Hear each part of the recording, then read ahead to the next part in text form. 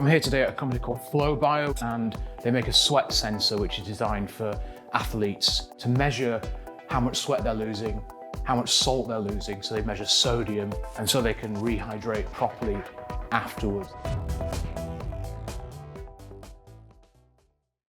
This is a wearable sweat sensor, and it collects sweat through a microfluidic channel, and then inside are electrochemical biosensors, which then analyze what constituents are within that sweat sample. So we tell you there's losses, and with current guidelines, you should replace definitely what you've lost and try and stay below the 1% body weight deficit in fluid loss. What are the dangers of not being properly hydrated? If you don't know how much sodium you're losing, and for example have a high sweat rate, especially when you're doing long time events, then you run the risk of actually over diluting the sodium that's in your blood, and you become hyponatremic. So you want to make sure that you get the right amount of electrolytes for your losses. What analysis is going on inside that thing in real time? Obviously it's measuring the rate of fluid going into the channel. We try and capture sweat from the onset as you start sweating. Typically you're looking at about 11 minutes in normal conditions. We can provide you with a real-time trace of your fluid losses and your sodium losses. What I'd really like to do obviously is to put it through its paces. Is that possible? Yeah, definitely. We run a performance lab here at our office, so you're welcome to hop on a bike and get your sweat on. Yeah, I'm quite a prolific sweater, so I think you'll probably get quite a lot of good days from me quite quickly. I'm going to cycle till I sweat, which won't take long, believe me. I do sweat quite a lot when I exercise. And then we'll keep going until there's enough data for me to work out my sweat rate and how much electrolytes I've lost. So let's go. Perfect. Right, on the bike. Good to go. All right, enjoy.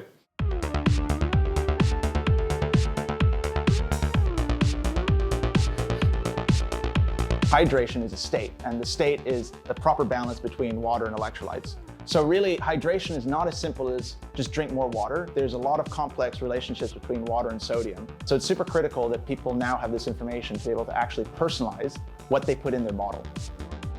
Definitely sweating, as you can probably see, but I'm not quite sure how sweaty my upper arms are. Oh yeah. So hopefully we start gathering some data quite soon. You wouldn't necessarily know that you're losing high amounts of sodium during your workout, nor that you would be losing high amounts of fluid during your workout. And it's more and more understood that replenishing adequately is essential to help you with your recovery and also help you just stay safe, especially when exercising in intense heat. I'm absolutely drenched. I've been working quite hard. I've actually turned the resistance right down now because I'm quite tired, but it's hot in this room. I think you're at 45 minutes?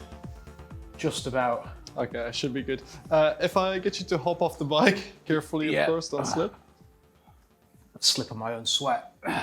How are you feeling?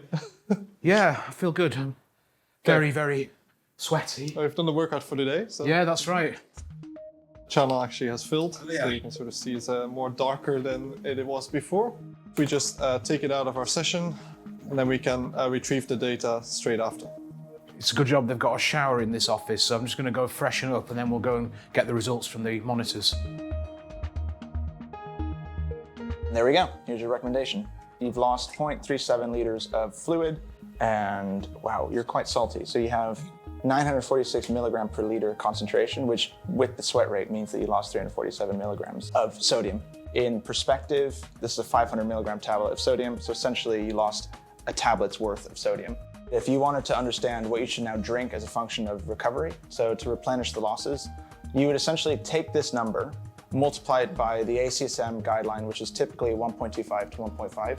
So in your case, 0.4 liters, say you multiply it by kind of 1.5, essentially you're talking a liter, as well as probably 2 of these tablets over the course of typically 90 minutes, and then that'll fully replenish what you lost during that session.